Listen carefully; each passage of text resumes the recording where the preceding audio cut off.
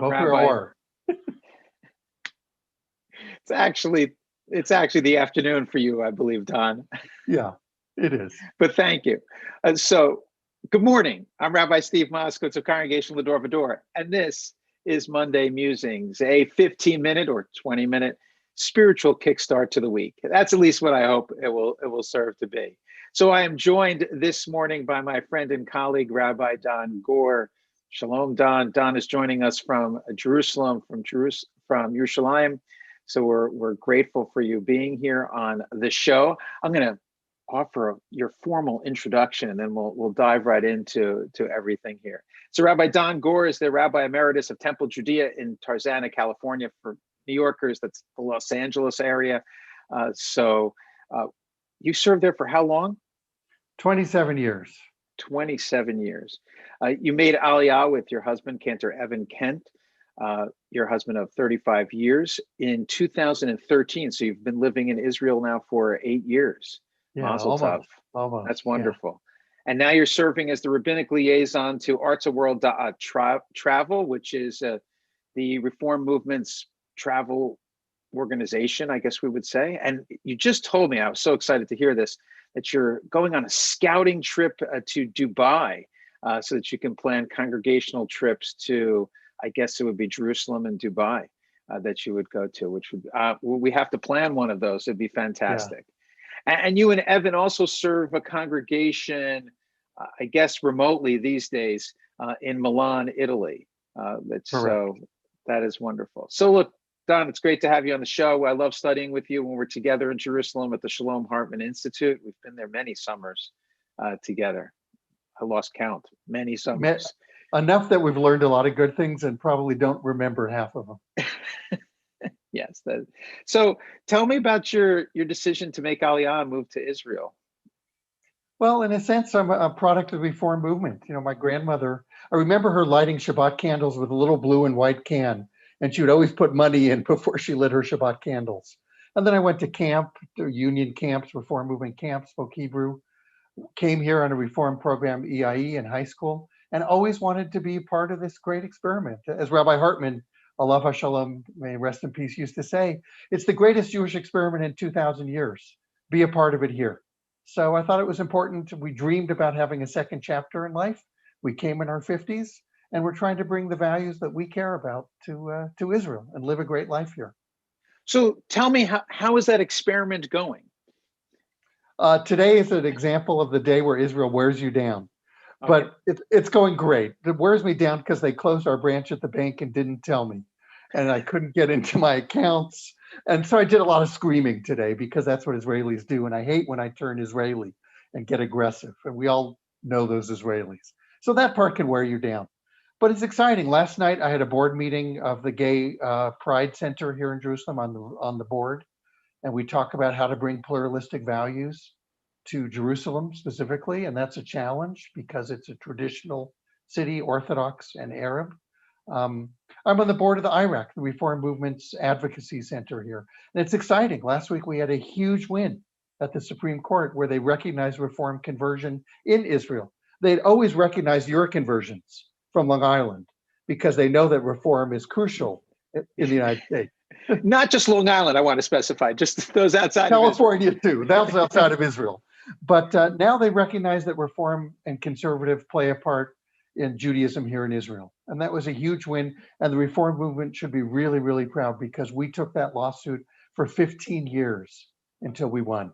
So there's a lot of growth and potential positive things going on. Do you think it's that change is a reflection of the critical mass? You know, the number of Israeli Reform rabbis that there are now, as opposed to, you know, when I started going to Israel in the 80s on a regular basis. I mean, it's changed. I mean, the number of Reform congregations. I think it's a result of two things, maybe even more. The movement's growing quickly. We have 50 congregations. We have over 100 rabbis ordained here in Jerusalem, Israeli rabbis. And Israelis, if you get in the cab driver 20 years ago would say to you, ugh, Reform, they're not Jewish. Now you get into the cab and the driver says, oh, I was at a bar mitzvah last week. Oh, my nephew goes to a nursery school. So there's a definitely change on the ground. I'm going to say three things. Second is the IRAC. we've advocated strongly in the courts that we belong, and so the government now pays Israeli rabbis, often, not always, gives land to reform synagogues, and recognizes our converts now. But I'd say a huge piece is all the Israelis who go abroad. Israelis travel. They didn't used to travel. And so they've been to the US. They've been to reform synagogues. All the Israelis who go to camp in the reform movement camps. And they come back to Israel and say, why can't I have that? Why can't women? I want the mom standing next to the bat mitzvah as she reads Torah. And they didn't know that 20 years ago. And now they know it because they've been to the States. So Well, now we've had a big influence. And now they've seen it. Say a little bit more about IRAC, because I'm not sure people are familiar exactly with what it does and its function. So it's the Israel Religious Action Center.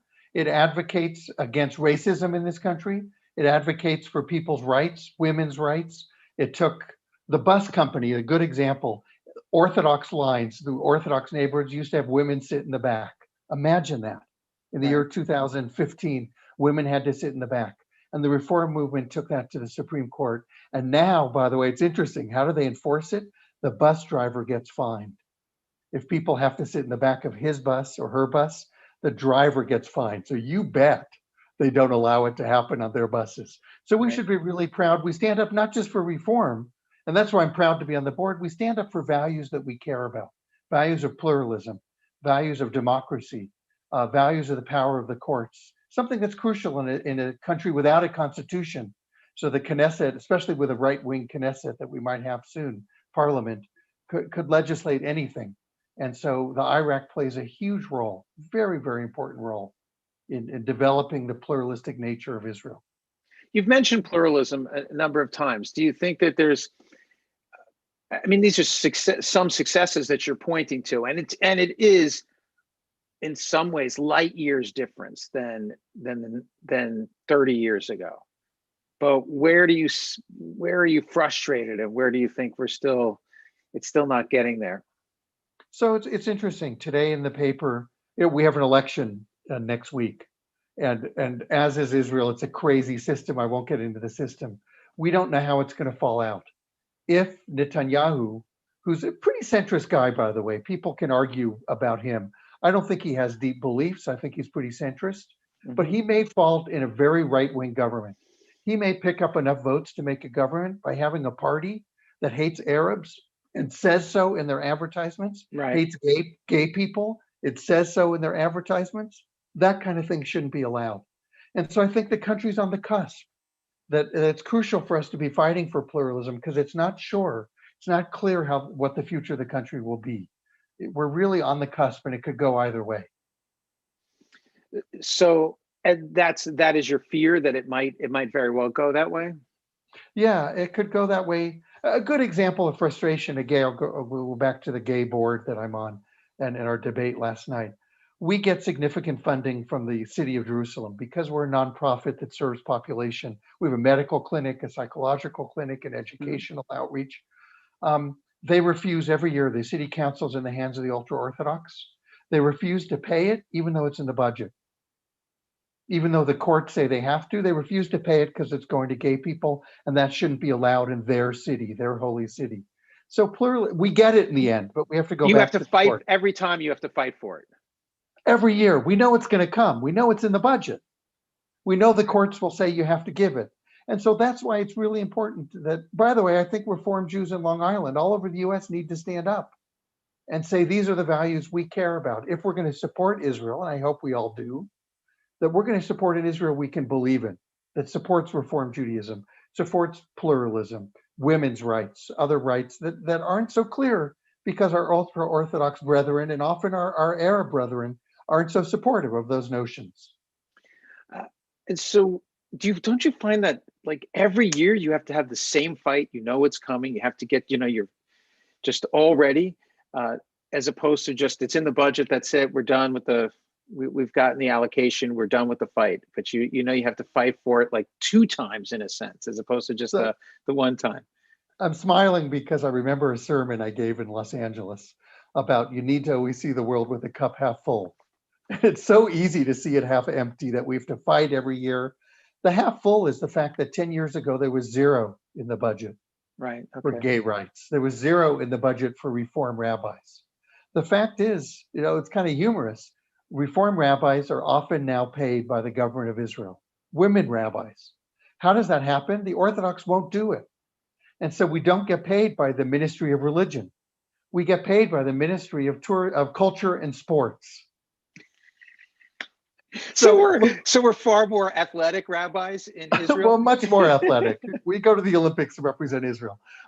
So you could say how horrible we don't get paid by the Ministry of Religion. We're not equal. But the Reform movement made a decision early on. The government made a stand for pluralism. The courts made them. It's going to come out of culture and sports. It's not going to come out of religion, but our rabbis are going to get paid. And it's more important to have synagogues. It's more important to have rabbis than to keep fighting and to refuse the money. And so these rabbis are entrepreneurial. They go into a community with nothing and they create wonderful things in towns all over Israel, from little chavarot, small communities, to big full-on synagogues. The Reform synagogue in Tel Aviv has 3 campuses with 5 rabbis on staff. Right. It's a corporate model. It's not bad. Are the buildings also paid for by the state as well in some way? So it depends. The facilities?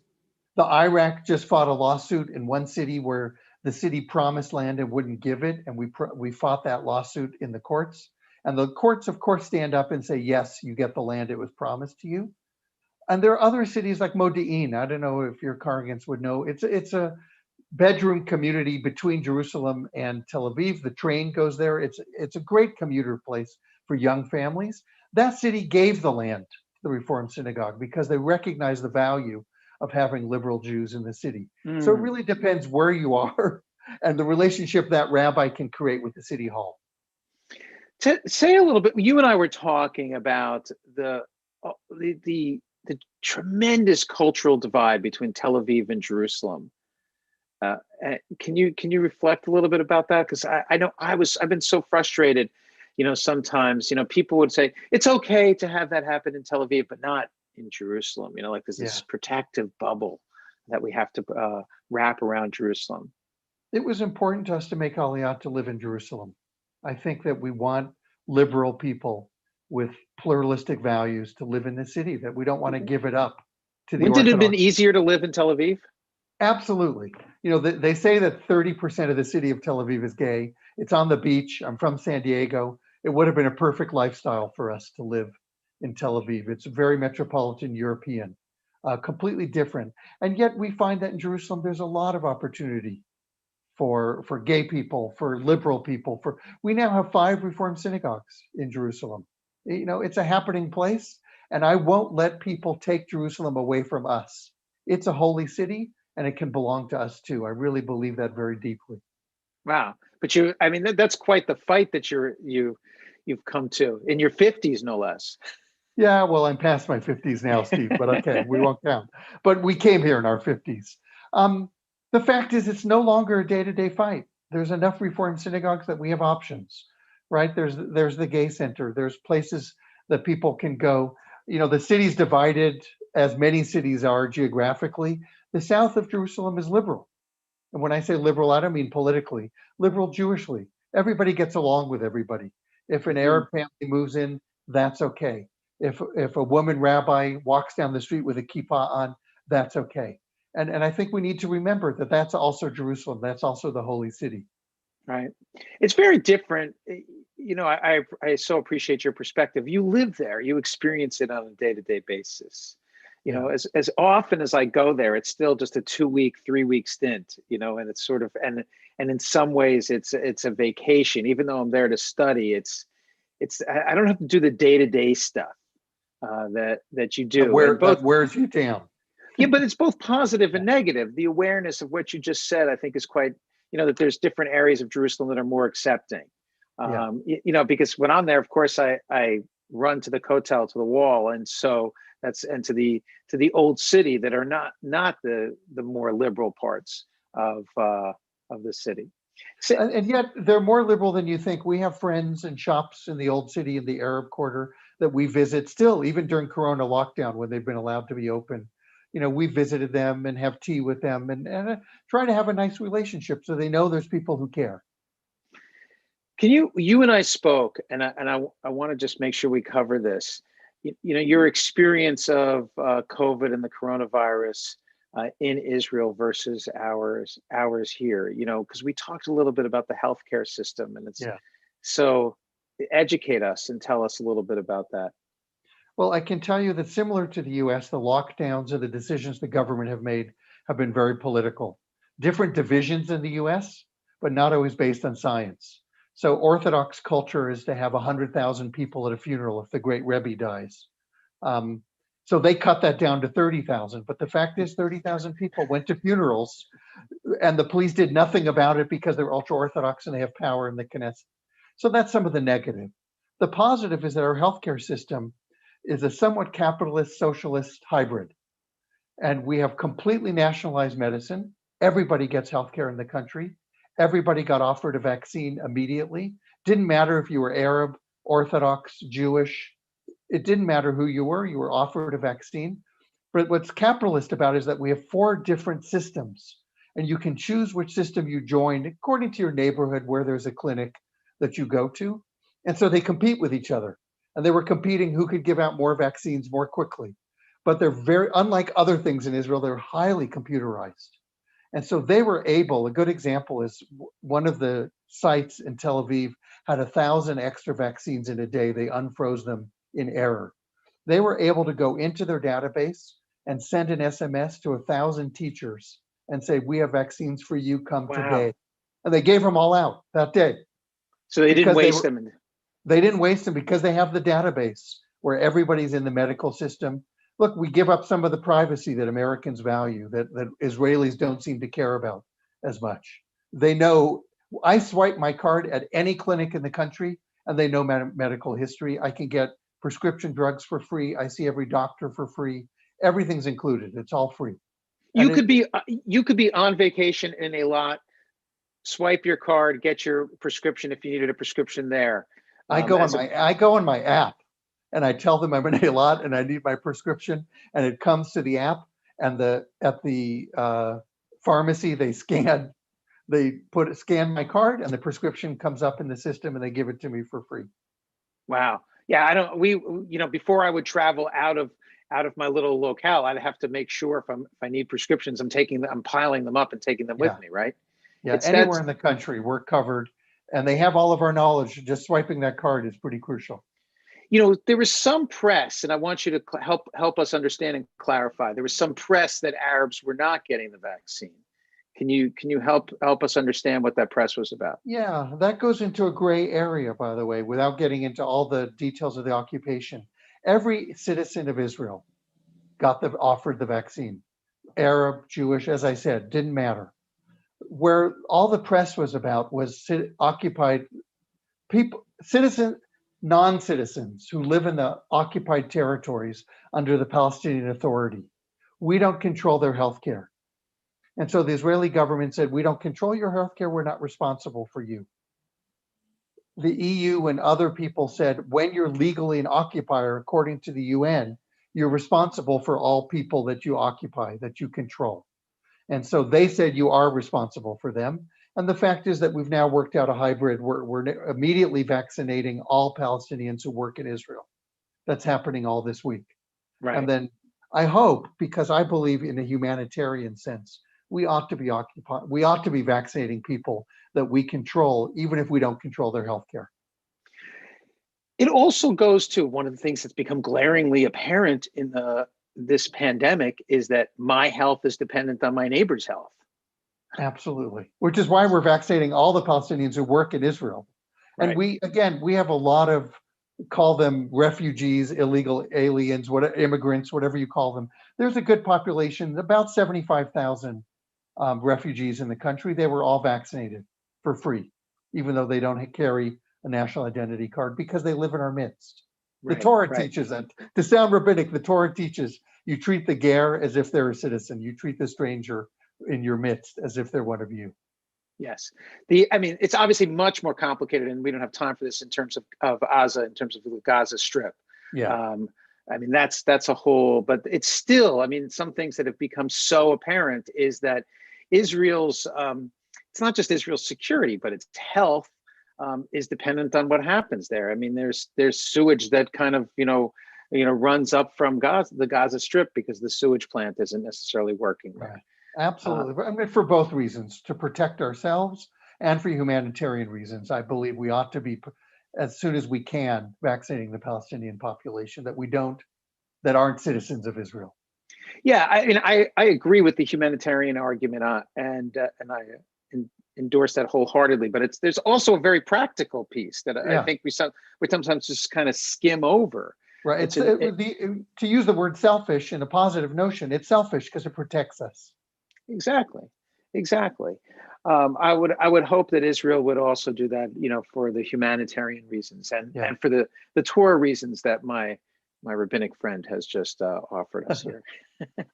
Look, I mentioned to you as we talked in preparation for this, that for me, living a Zionist life, there are many ways to be Zionist. You can be a Zionist in Long Island. You can be a Zionist in the US because you love Israel, you support Israel, you join Reform synagogues, you give to Iraq, whatever way you support Israel.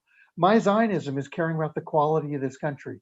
I believe it's secure. I believe we have a good army. I care about that. I live here. I want to be protected. We have the state. We have that hope. We've achieved the hope of Hatikva, of our national anthem. And now for me, Zionism is about what's the quality of the state going to be like? Do we care about the people we control? Do we care about the refugees? How do we make sure that our Jewish values are alive in our Jewish state? And that's what Zionism is all about to me today. Beautifully said. I'm going to offer just one concluding word. I want to say, first of all, thank you, Don. I really appreciate you joining us. Really fun. This morning and this afternoon for you. But it's a very important point that I want to just emphasize and drive home that, caring about Israel is not just about caring about Israel's security, which is, of course, very important, but the quality of Jewish life and of life in the state of Israel. And what that means, and fighting for pluralistic, values is enormously important for I'll Israel. throw in, even though you're summing up, I'll throw in really quickly, watch the elections because we have a Reform rabbi who's going to make history and get in the Knesset. Yes, I know. First, watch the Labor Party in the elections. If they get 4 seats or more, he's number 4, Gilad Karif. It'll be very exciting. It'll be very exciting. And there's been a lot of, there's been some negative things said about I won't sit in the Knesset with him and so forth. But I think it will be hopefully it will change things for the better. And I really appreciate you pointing out some of the they've been incremental positive steps that sometimes we lose sight of. Yeah. When we're only looking at sort of the, when we just visit, and you being there helps us appreciate those small steps that have really added up to a great deal. So thank you again, Don. It's really been My great pleasure. Talking to you. And this is Monday Musings. See you next Monday at 9 o'clock.